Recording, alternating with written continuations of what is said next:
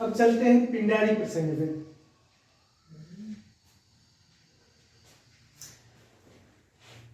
पिंडारी एक मिश्रित जाति है। मिश्रित जाति का मतलब जो हिंदू भी है, मुसलमान है।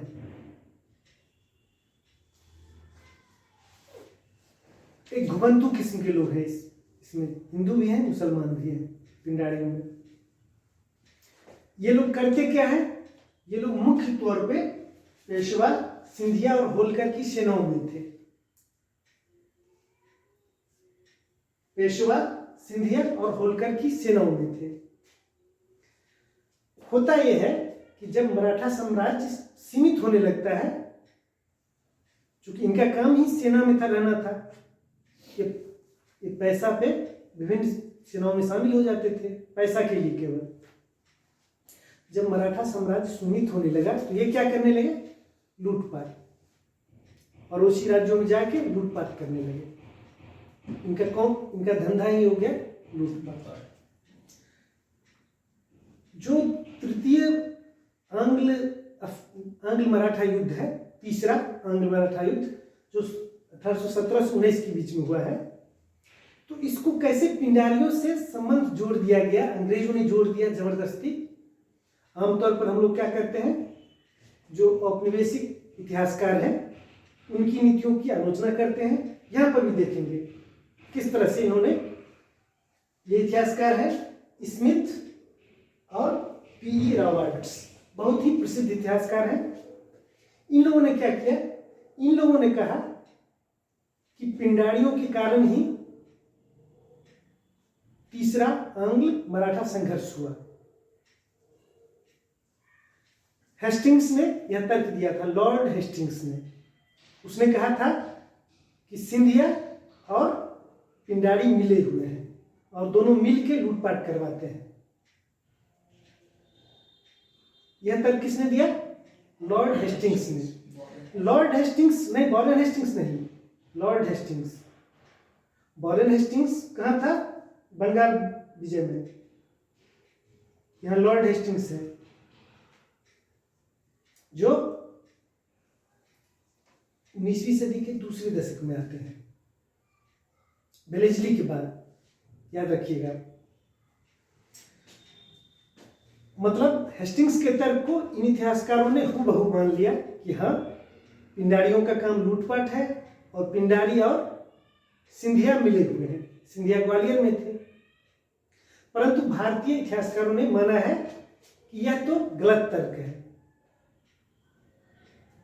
यह तर्क इसलिए दिया गया है ताकि जो तीसरा आंग्ल मराठा युद्ध है इसको वैध बनाया जा सके, इसको वैध साबित किया जा सके।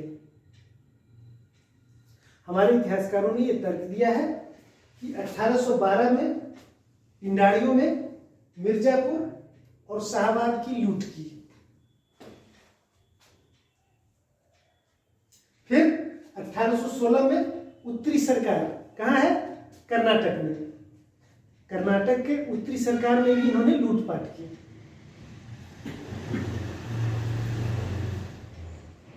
इसीलिए यह कहना उचित नहीं है कि सिंधिया और पिंडारी मिले हुए थे। और हमको यहां पर यह भी तर्क देना है कि जो दौलतराव सिंधिया थे, उन्होंने 1815 में पिंडारियों से वचन लिया था, लिखित वचन। यह लिखित वचन क्या था? कि वो लूटपाट नहीं करेंगे। आपका तर्क ये है भारतीय इतिहासकारों के साथ।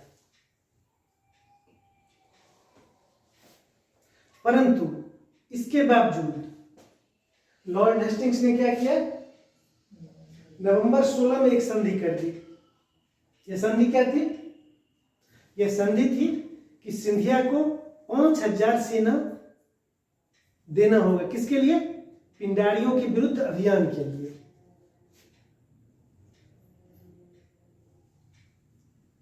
इसके अलावा असीरगढ़ और हिंदिया का जो किला है वह अंग्रेजों के पास रहेगा। मतलब उस पर कब्जा अंग्रेजों का रहेगा, उसमें अंग्रेजी सेनाएं रहेंगी। तीसरी बात,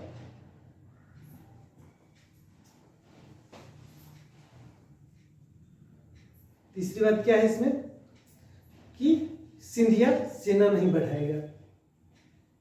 मतलब ये संधियों का जो क्लॉज है, संधियों में जो तथ्य दिए गए हैं वह इसी तरह का है कि सिंधिया पर पूरा पूरा इनका प्रभुत्व हो सके या फिर सिंधिया नाराज होके युद्ध कर ले। यही होता है, यही होता है। मराठा सिंधिया युद्ध मतलब सिंधिया और अंग्रेजों का युद्ध पूरा मराठों और अंग्रेजों का युद्ध बन जाता है। यही है तृतीय आंग्ल मराठा युद्ध की सत्यता। यहां पर आपको एक चीज और करना है, आपको ये दिखाना होगा कि पिंडारी युद्ध आरोपित था, उसके तर्क सही नहीं थे।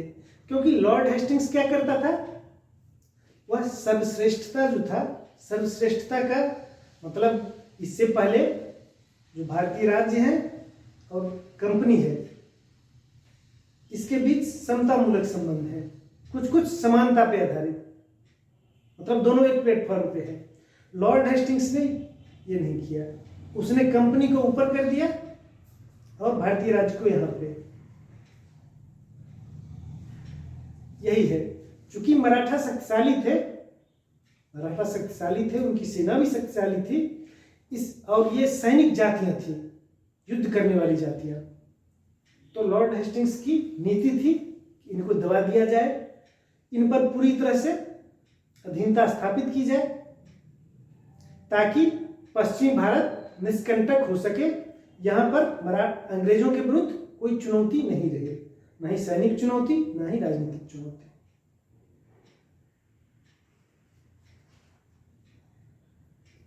यही है पिंडारियों की पूंछ, पिंडारियों की पूंछ जो तीसरे आंग्ल मराठा युद्ध से जुड़ जाती है। ये प्रश्न आया है, ये प्रश्न ऐसे ही आया है, इसको आपको ऐसे ही लिखना है।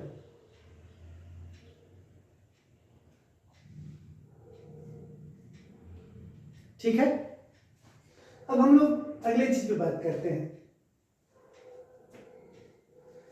ये जो मराठा विजय है इसका स्वरूप क्या है? अभी हम लोगों ने देखा जो भारतीय विजय है, ब्रिटिश लोगों का भारतीय विजय, इसके स्वरूप को कुछ कुछ देखा है। यहां भी देखते हैं कि मराठा विजय का स्वरूप क्या है। तो मराठा विजय 3 युद्धों में पूरा हुआ है। पहला युद्ध कब होता है? 1775 से 82 तक। यह प्रथम आंग्ल मराठा युद्ध है। द्वितीय आंग्ल मराठा युद्ध कब होता है? 1803 से 5 के बीच में, 2 साल। और ये कब होता है? 1817 से 19 तक। पहला आंग्ल मराठा युद्ध निर्णायक नहीं था, इसमें दोनों बराबरी पे छूटे थे एक तरह से। इसीलिए जो महाराष्ट्र विजय है यह दूसरे और तीसरे युद्ध में ही पूरा होता है, इन 16 सालों में, 1803 से लेकर 19 के बीच में। मतलब पूरा महाराष्ट्र 16 सालों में जीत लिया गया।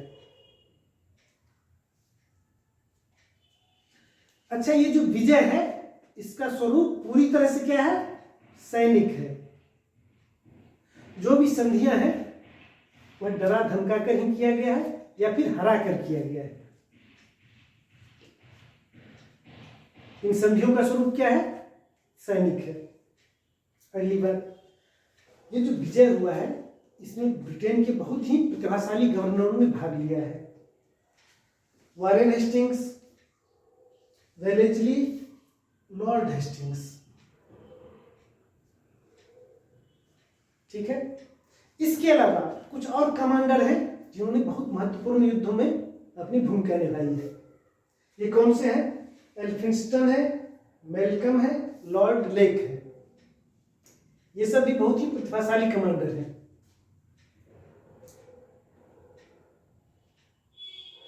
एक चीज और है, यहां पर एक कूटनीतिक भूमिका भी है, राजनयिक भूमिका। राजनयिक भूमिका क्या है? राजनयिक भूमिका ये है जो भी भारतीय राज्य हैं या मराठा राज्य हैं, मराठा में भी तो कई राज्य हैं, तो इनके बीच विभेद को बढ़ाया जाता है अंग्रेजों के द्वारा। इनको एक नहीं होने दिया जाता है। कभी इससे मिल लिए, कभी होलकर से मिल गए, कभी गायकवाड़ से मिल गए, कभी भोसले से मिल लिए, कभी भी इन्होंने एक साथ नहीं होने दिया। बारी बारी से अलग किया, फिर बारी बारी से जीता। और इसमें जो महत्वपूर्ण बात है और इसकी जो खास स्ट्रेटेजी है, रणनीति है, वो क्या है? सहायक संधि। सहायक संधि के द्वारा एक एक राज्यों को मिलाया गया, एक एक राज्यों पर प्रभुसत्ता ला दी गई और इस तरह से ब्रिटिश सर्वश्रेष्ठता स्थापित की गई।